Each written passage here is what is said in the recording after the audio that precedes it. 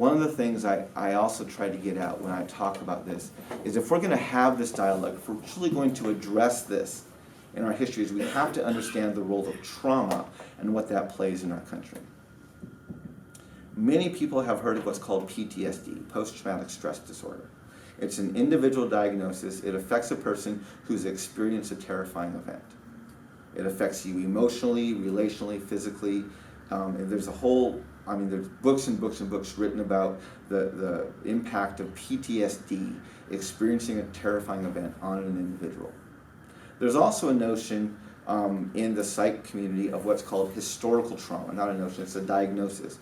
Historical trauma. Historical trauma is not an individual diagnosis. It's how psychologists understand and address the broad dissatisfaction in our entire community.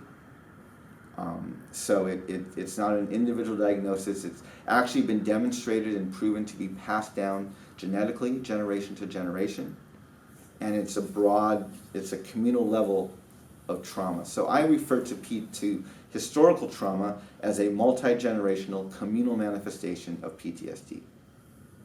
And if we're going to have this dialogue, we have to understand the historical trauma that afflicts Native communities, African American communities, and other communities of color that have been addressed by the historical oppression of our country.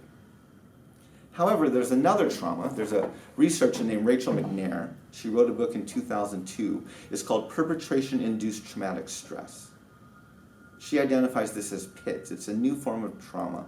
And she likens it to being like PTSD in almost every way, shape, and form. Perpetration-induced traumatic stress. The difference between PTSD and PITS is that PTSD afflicts the person who experienced or witnessed a terrifying event. PITS afflicts the person who caused it. Perpetration-induced traumatic stress. It actually comes out of, she looked at a fairly comprehensive research on Vietnam veterans, as well as it comes out of this notion of a quote by Socrates who says the doer of injustice is more miserable than the sufferer. So what I hypothesize is that if PTSD has a multi-generational communal manifestation known as historical trauma, it would make sense that PITS would have a multi-generational communal manifestation, which I would identify as the trauma that's afflicting white Americans. So I identify white Americans as another group of traumatized people because you cannot build a nation on 500 years of dehumanizing injustice without traumatizing yourself. Now, one of the reasons I use this understanding of trauma is because for people of color, we know our pain, we know our historical trauma, but we tend to think white Americans came out of this history unscathed. Because of that, we can tend to look at them like they can fix it. The problem is white Americans can't fix it. Not that they don't want to, but they don't have the tools to fix it. What does white America bring to the table to fix it? Well, first they bring their money, which is all blood money, so even if they give it all back, it's not going to fix it.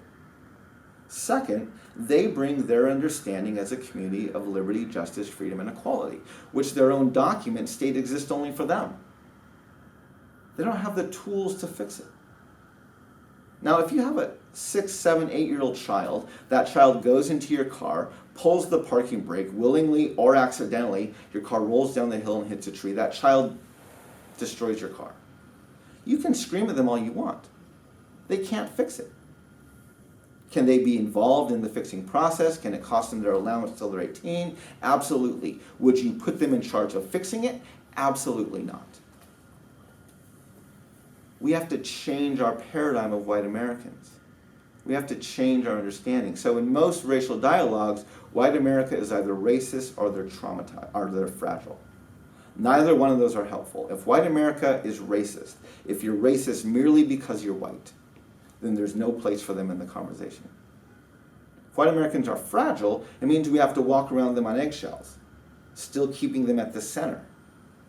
By understanding white Americans as traumatized, what it does is it allows us to have a more thoughtful response to their reactions and overreactions. So when a white American begins acting out over a trigger and begins freaking out over something, a counselor usually will not take that personally. They understand something's crumbling internally for their patient, and they will not take it as an affront of this is a personal attack on me, at least not initially. They'll have another place to understand their reaction and their overreaction.